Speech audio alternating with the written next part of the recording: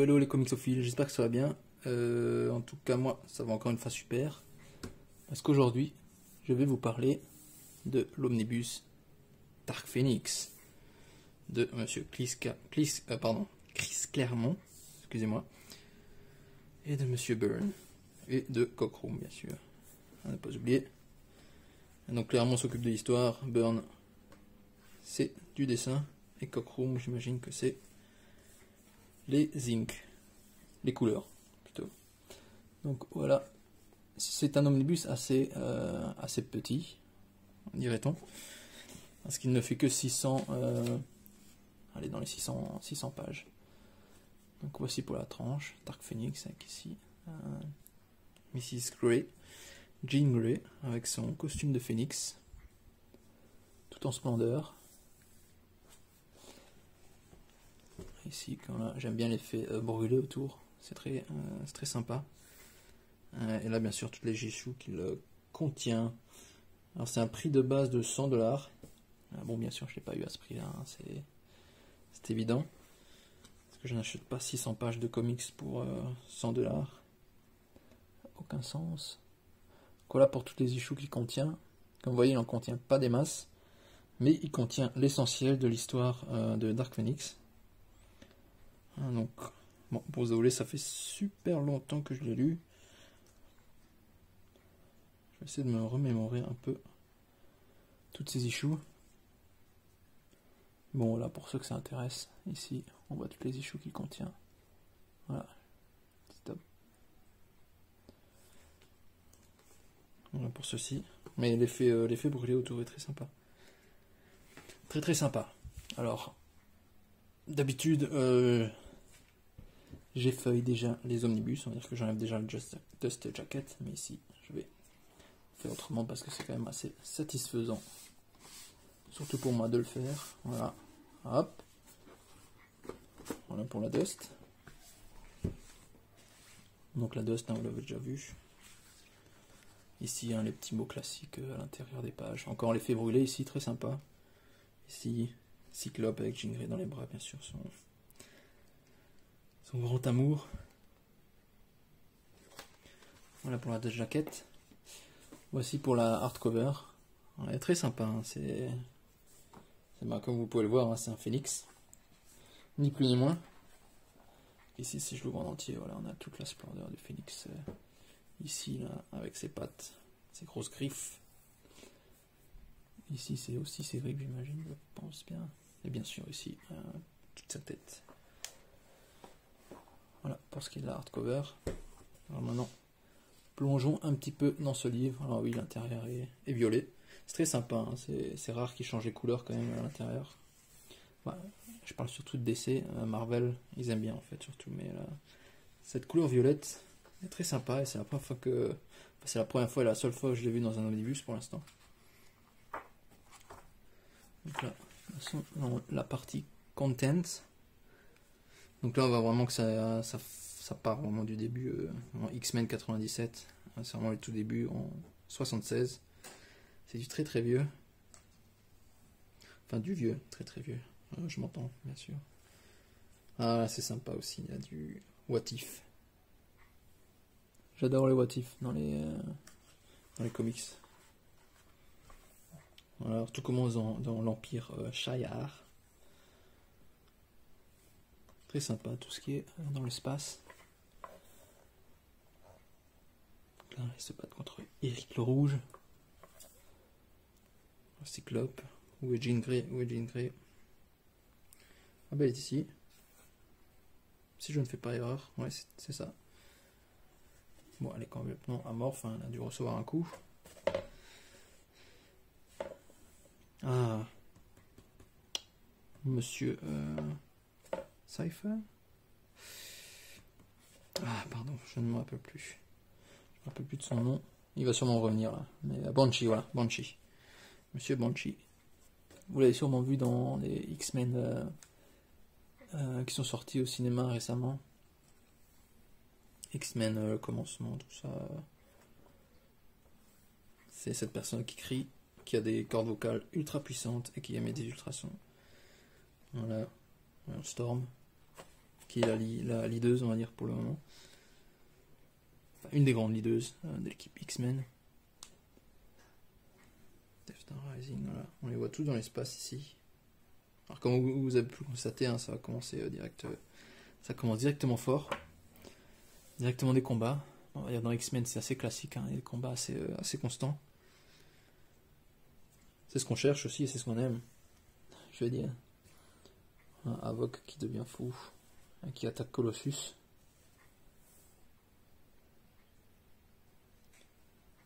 Marvel Girl, voilà, on l'appelle aussi Marvel Girl. Elle a beaucoup de noms, Jean Grey.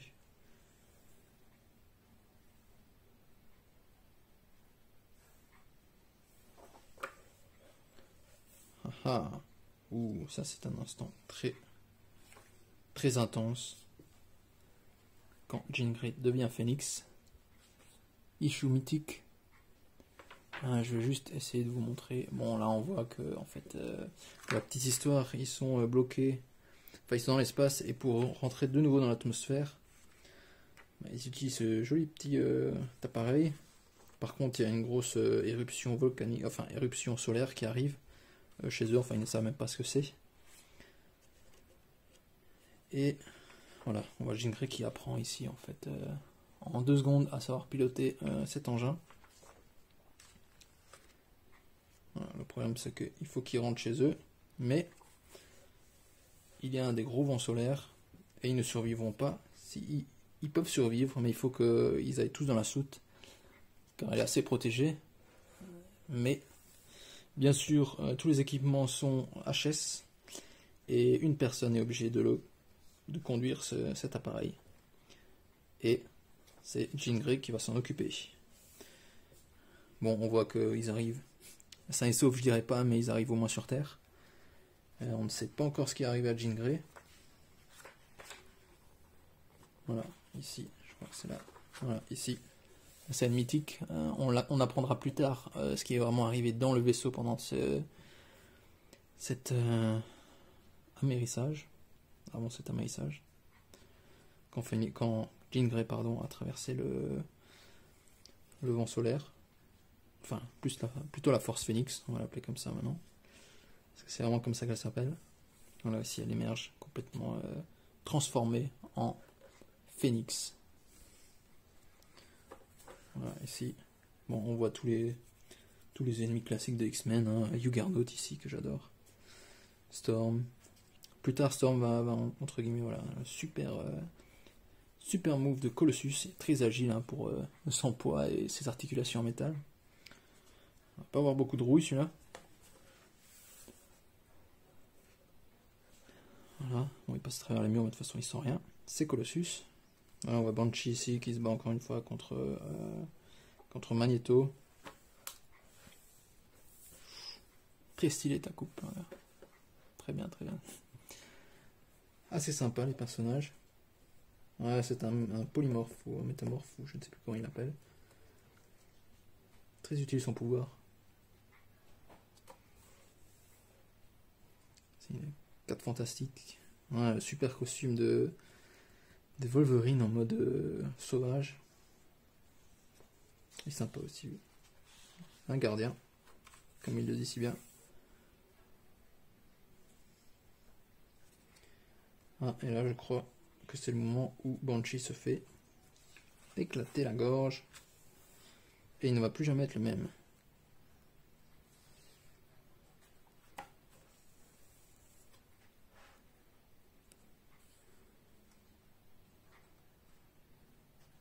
Ah oui, ça c'est le fils de Moira Taggart, ici.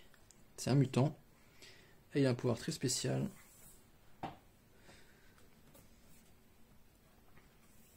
Un Magneto qui a subi quelques dégâts.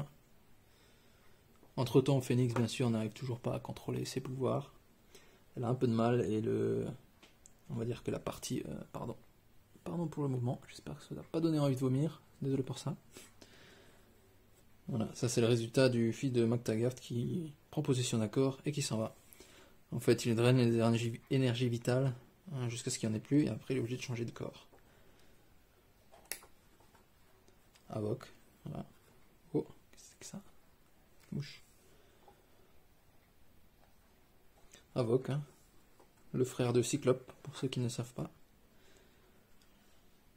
Là on a du petit Nightcrawler, pas mal. Ah oui, ça c'est encore une fois le fils de MacTaggert. En fait Proteus, hein.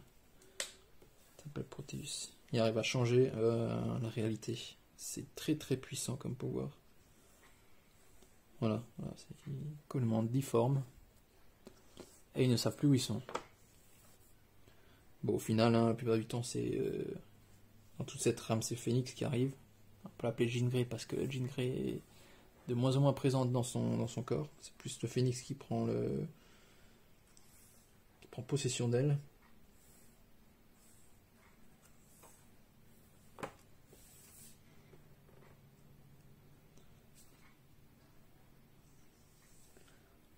Encore des combats, encore des combats. Je vous ai dit, il y a plein de combats. Il y a aussi beaucoup de textes, vu que c'est du vieux comics hein, qui date de 76. Ils aimaient le texte à cette époque, je dois vous dire. Voilà, petit move de Nightcrawler. Très sympa le pouvoir de Nightcrawler. J'aime bien l'effet, ils ont bien réussi les effets de Nightcrawler. Ouais. Ici.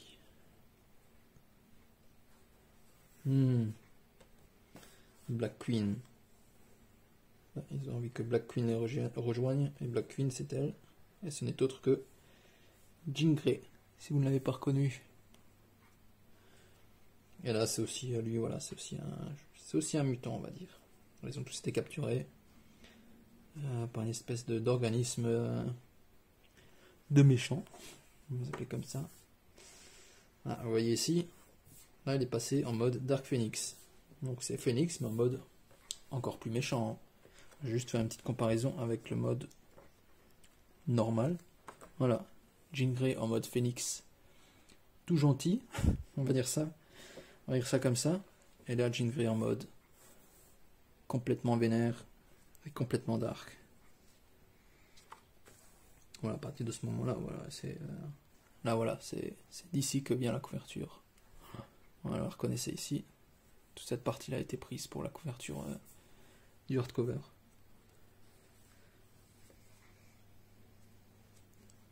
Ils sont vus. Phoenix qui, voilà, elle pète les plombs. Et là, vous voyez, elle va se diriger vers d'autres planètes. Elle ne va rien trouver de mieux que de consommer une planète entière. Ça, c'est des Shi'ar, pour ceux qui ne savent pas. Ils ressemblent à ça.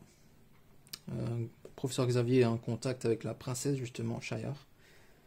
Voilà, je crois que même c'est lui ici. C'est la Majesté. Lilandra, elle s'appelle.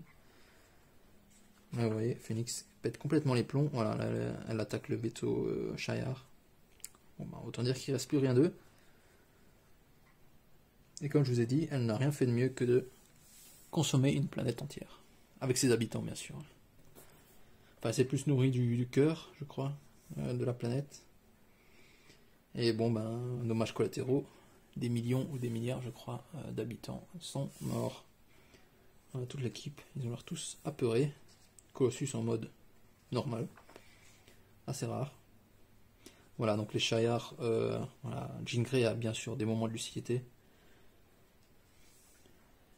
Et là, la seule solution que les Shi'ar ont trouvé pour la punir d'avoir tué des milliards de personnes, c'est de faire une genre de battle.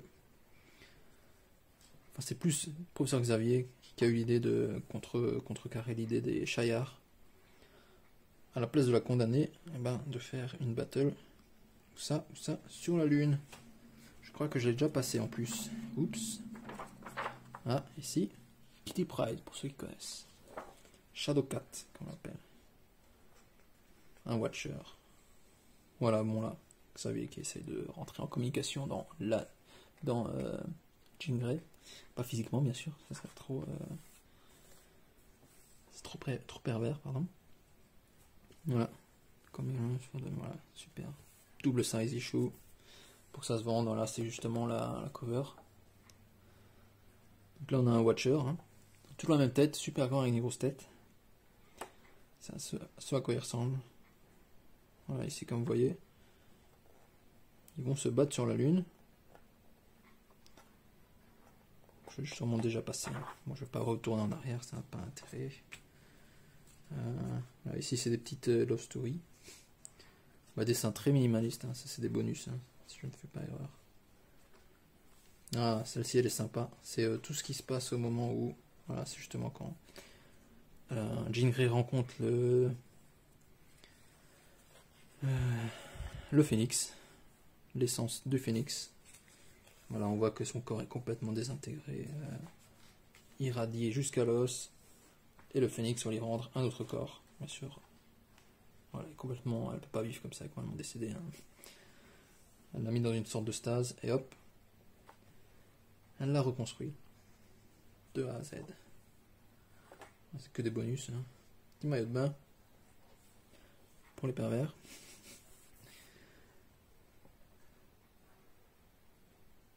Ah, Phoenix en mode... Ah oui, je me rappelle un peu de cette partie-là, avec le constructeur. Tout ça, il y a vraiment beaucoup de bonus. Hein. Voilà, c'est des histoires... que des histoires bonus. Une Toy Story. Bon, c'est sympa pour la plupart. Voilà. Monsieur Colossus. Et là, si je me trompe pas...